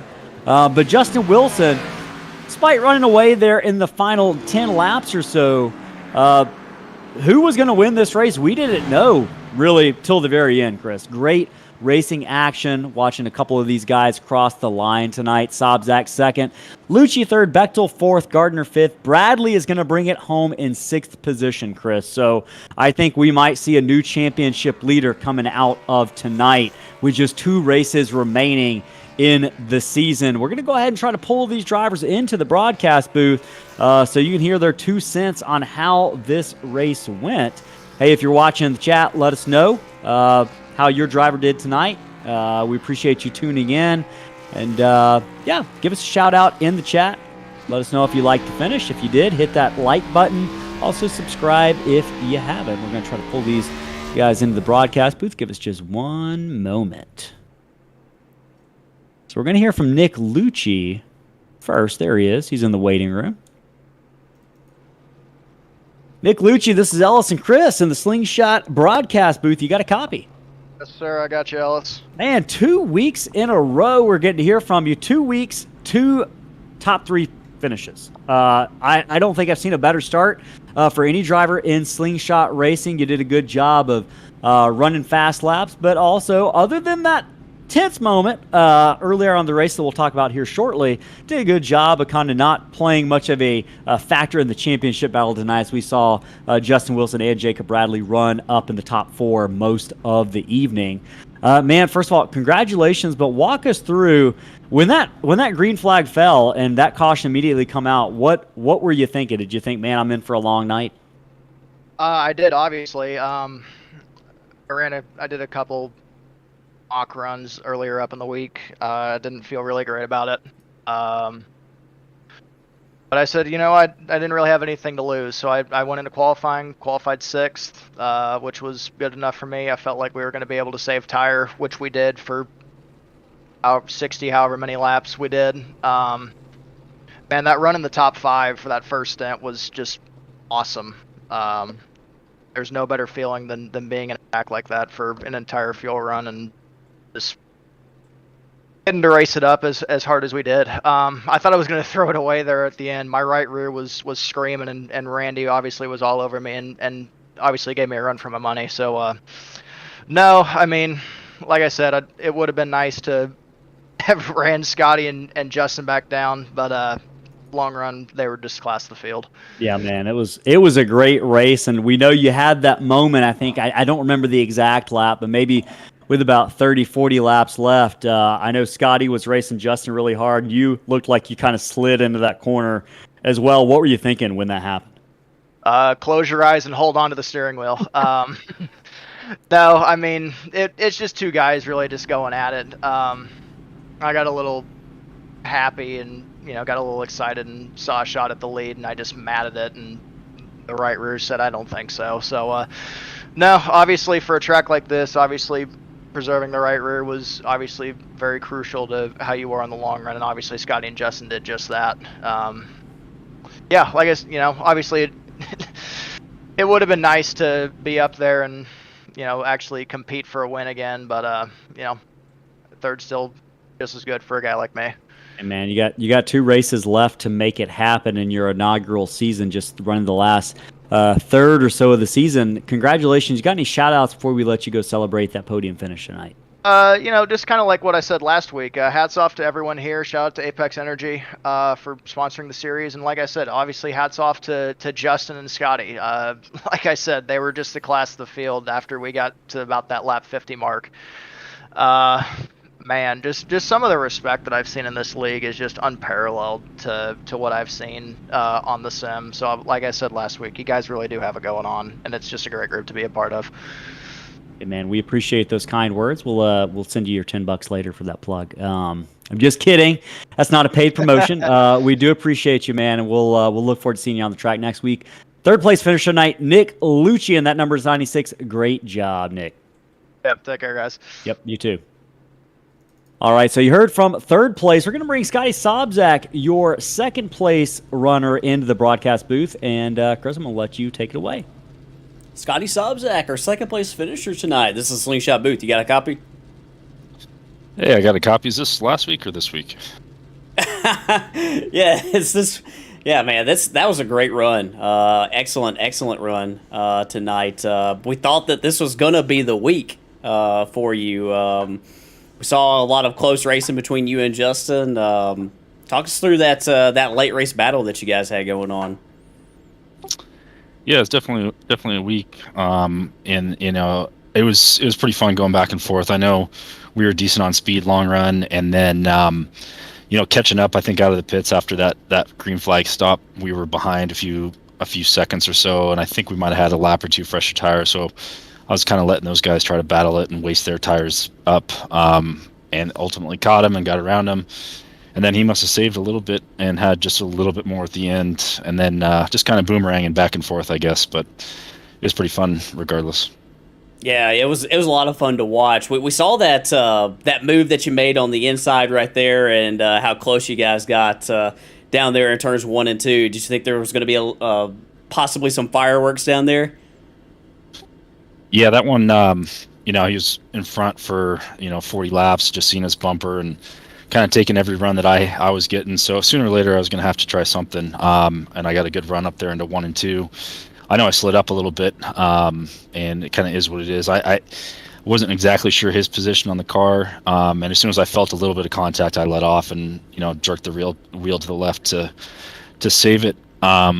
It is what it is. I think he would have made the same call or same decision if he was in the same seat. So probably wasn't happy with it, but ultimately it was kind of no harm, no foul. And he had a couple tenths at the end, and that was it. Yeah, that was just good hard racing right there for the win. And I think that he definitely knows that too. And, man, you got a couple more shots here left before the end of the season. Got Richmond and Homestead coming up. We know that you want to win bad. How do you feel about your chances, both those 2 tracks coming up? Man, it's gonna be tough. Richmond is a complete wild card, I think, especially with these cars. What a tough track. That's gonna be a short track race of attrition. Homestead is gonna be. I think everyone's got a ton of experience at Homestead, so that's gonna be a tough one too.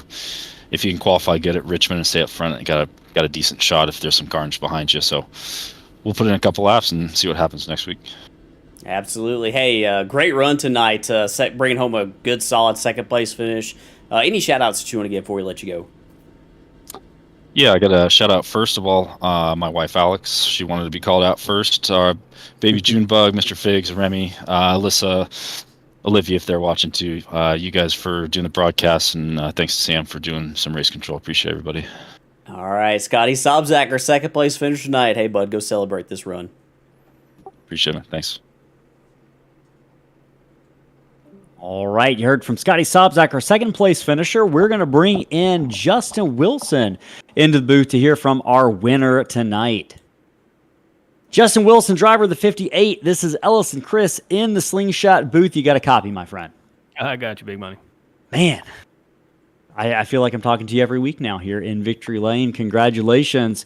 Man, it's been quite a month for you. I know it feels like just a month ago you were over 30 points out of the championship race, and I can't guarantee this, but if it's not a tie, it's going to be darn near close, and you very well might come out in front with the championship lead in just 2 races remaining after tonight. So I mentioned in the broadcast, we saw a bit of a different version of you, I felt like, tonight in terms of just wanting to lead and run up front very early. We're used to seeing you kind of methodically pace yourself. And in parts of the race, I felt like you did do that, but we saw you out there running those, trying to get those laps led, maybe a little bit more than I'm used to seeing you tonight. Was your approach any different, or did I just completely imagine any of that?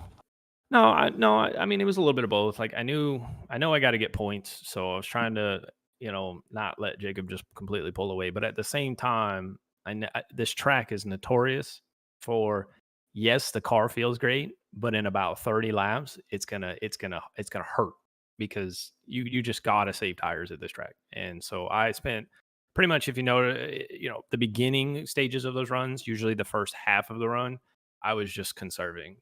I'd let the guys, do their thing, go take off, get the time. And I knew when that 20 to go came, my tires were going to be slightly better, and I knew I'd be able to run them back down. But I had to play a little aggressive too, not necessarily aggressive, more defensive, because I don't want to get too far back and then have to pass people because this track is extremely hard to pass. So that played into it as well. Man, you did a really good job, regardless of kind of the difference in style, or maybe just driving like normal. And we saw a close moment there between you and Scottie Sobczak. Saw you in several side-by-side battles, whether it was Jacob Bradley or Scottie Sobczak tonight. But I think the most tense moment where we all held our breath there was with about 15, 20 laps ago. I don't remember the exact lap, but you and Scottie Sobczak were racing side by side. He drove you up the track a little bit. You were pretty close to his left rear, or his right rear quarter panel. And then we saw Nick Lucci kind of slide in there right behind y'all. And I think we thought, oh boy, here we go. What was going on in your head in that moment? No, I was extremely frustrated, and there was no a little about that. I was in the middle groove, and I even moved up when I seen him come up, and he just kept coming up. So, and when we touched, it was either hook him or a break, and I'm not going to hook somebody. So I took the ladder, hit the brakes, lost the 2 positions, but in the end, I knew I would still have the better tires at the end. So I had to recalm myself down, because I can assure you I was livid because I've been racing everybody, clean and fair, and just to get pushed up the track. I'm sure it wasn't intentional, but at the heat of the moment, it was, I wanted to tear somebody's head off, but I had to not overdrive the car to keep back up. So I just paced myself, and it paid off. Man, calm, cool, and collected as always, Justin Wilson. So we got 2 races left. We got Richmond and Homestead. Which one are you looking forward to more? Which one are you dreading? I'm dreading Homestead. I struggle there. Richmond is one of my favorite tracks. Doesn't mean I'm really fast there, but it is one of my favorite tracks. So I usually do really good there. But Homestead is my struggle. So I'll have to lean on the teammates, help me understand the track, because I can still never figure it out. It's got a weird line, and we'll really hope for it. That's why I'm trying to capitalize as many points as I can in these races leading up to that last one, so that way it doesn't really just lean on who wins the race. But it's going to be tight. It's really going to come down to that, I feel like. Yeah, it is going to be a tight race, and it is shaping up to be a championship finale that we have not seen yet, and I'm really looking forward to calling it, man. Who's going to win it is anyone's guess, but you won it tonight. Congratulations, Justin Wilson, driver of the number 58 car. 4th win on the season. Actually, this is the 5th win, I should say. You got any shout-outs before we let you go celebrate? Oh, man, got to thank you guys for the show. As always, thank the drivers, man. What a clean race for such a car that was unstable, to just only have the one caution at the first lap there. It just speaks on the level of these guys. And there wasn't much lap traffic. That just shows that everybody here is fast. Obviously my teammates, we kind of trade secrets throughout the race, what we find out. So, I got to lean on them, it helps us all. And thanks for everybody watching. Yeah, man. Congratulations, Justin Wilson, winner here tonight at the Nashville Super Speedway. Go enjoy the celebration, my friend. All right, Chris, we saw it all tonight. We saw a lap 1 incident, which we thought was going to set the tone. We hoped it wouldn't set the tone, but I think we all got a little bit nervous on that lap 1 incident coming into turn 1 between Chris Pierce and Scott Tompkins, and all settled down. Not a single lap of caution run. After that, we had green flag pit stops. Drivers were able to race it out amongst themselves, and race it out they did. Several battles going throughout the pack. We saw Justin Wilson just mention these cars were unstable out there. These drivers did a yeoman's work tonight, just holding on to it. Several drivers we saw have close calls and moments of scare, if you will. But they're able to hold on to it. Looking through the session results tonight, we've talked to the top 3. Randy Bechtel, another great job. Finished 4th tonight. Jeremy Gardner with another top 5. Jacob Bradley noticeably finishing in the 6th position. He's going to likely, I believe, lose the championship lead tonight. We won't know until we calculate those points exactly. But we mentioned it. Jacob Bradley's not a favorite. He's dominated the season. He's been consistent. The story in recent weeks has been Justin Wilson closing the gap, but it's still Jacob Bradley's championship to lose. I think he took a bit of a hit tonight, but he's capable of going out and winning Richmond and Homestead, Chris. So I don't want to lead anyone to believe that Jacob Bradley is the underdog by any stretch of the imagination, based on the performance he's had this entire season. Rye Jones, another consistent top 10 finish. Wesley Pistol, Scott Tompkins, the first Poblocki car in the running order tonight. They did we appreciate them being the presenting title sponsor of this race here at Nashville tonight, the Poblocki Sign Company 175. As you look around the overhead track shot right now, just fun fact, Poblocki, when NASCAR decided they were coming back to Nashville, they worked with Poblocki to develop all the signage for this speedway that is pretty much on every square footage of this track. So a track near and dear to their heart. We appreciate them coming on board. Jonny Rapp walking away with a 10th place finish, Chris. So anyone stand out to you inside the top 10? Yeah, a couple of great runs here. Nick Lucci, obviously, second, third place in a row, and just his second start in Slingshot. So great run for him. Randy Bechtel's knocking on the door. Scottie Sobczak's knocking on the door. Hopefully those guys, they got a couple more chances to pick up a win.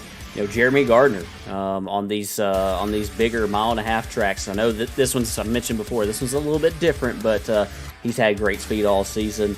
Wesley Pistol. Great rebound by Scott Tompkins to come back for a top 10 finish. And I just want to kind of echo what Nick Lucci mentioned as we go on to the rest of the field here.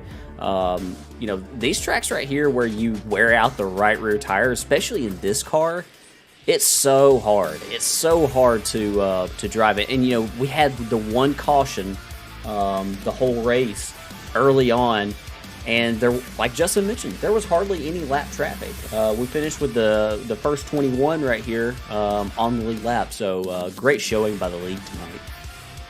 Yeah, just true professionals. Obviously, none of us are professionals. We don't get paid money to do this. But they drove like professionals tonight all the way through the running order. We noticed a couple of drivers had some trouble early on. That lap one wreck did not recover.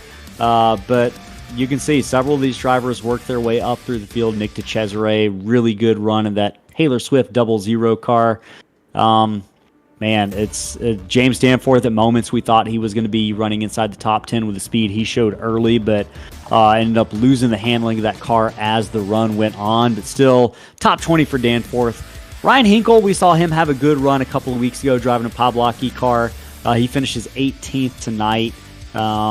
Did a good job. Patrick Piper, I know, had some trouble. Saw a lot of these cars sliding around. Every name I'm looking at, I feel like when I was watching the overhead shots of these cars, I saw several of these guys sliding around. Kind of a testament to what Justin Wilson was talking about, of just how difficult this track can be with loose handling race cars, and what a great job these guys did tonight. So, man, we are looking to head into the final two races of the season, Richmond and Homestead, here in a couple of weeks. Tomorrow night, we got a championship finale in the Super Speedway Fall Classic Series. Justin Wilson going for a championship there. The trucks are going to Daytona under the lights for the season finale. Short 70-lap race from Daytona. Going to decide the champion, who's going to take home that bling ring, as you called it earlier, Chris, and take home a chunk of change with them as well. Kind of a first of that kind series, 5-race series, I should say, at 5 different tracks, 5 different cars. Tomorrow is the culmination of that, where they take the trucks to Daytona and race it out for 60 laps, I should say. It's going to be a great race between Brad Patton, Kevin Winker, and Justin Wilson. All of these drivers could win the championship tomorrow night. It's just going to come down, I predict, probably to the last lap or so before we know who's going to win it. Yeah, it absolutely will. It has all season. I feel like, think back to the season opening race at Daytona, photo finish there, photo finish in the street stocks at Michigan, had that wild last lap at Talladega in the ARCA cars. So this series has not disappointed. I'm really looking forward to tomorrow night.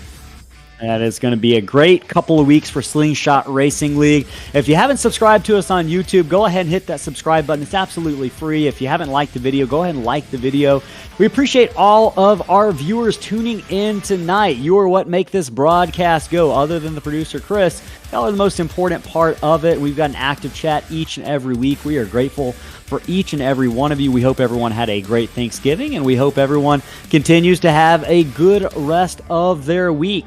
We hope to see you tomorrow night at Daytona for the Super Speedway Fall Classic, but if we don't, we'll catch you next week at Richmond on Tuesday at 8:30.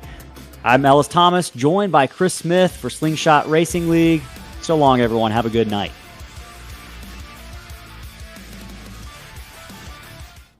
Are you looking for high-quality, affordable sim racing paint schemes and graphics? Then look no further than Evan at Evan Pienta Designs.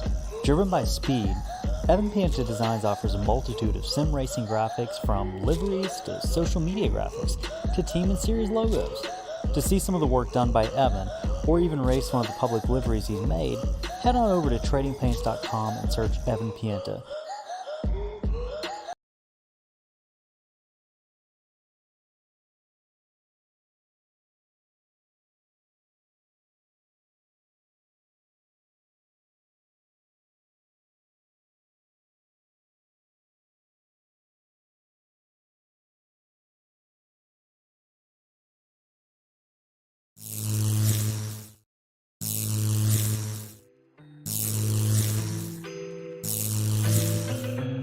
How do we get these one-of-a-kind amazing trophies? Well, we were fortunate to find UD Awards when we started our league. We reached out and we connected with Christopher, and we got started designing these one-of-a-kind works of art. The process was easy from start to finish. After just a few revisions, we finalized each one of them, and the team at UD got to work building each trophy from scratch. They're a small team, but they've got the ability to do just about anything your brain can imagine. And don't worry, if you're not an artist, they've got an entire catalog of unique trophies in pretty much any material you can imagine. Wood, acrylic, glass, and in the case of last season's trophy, metal. The best part, they're affordable. If you're looking for a trophy for your event or league, the choice is simple. UD Awards can give you exactly what you want.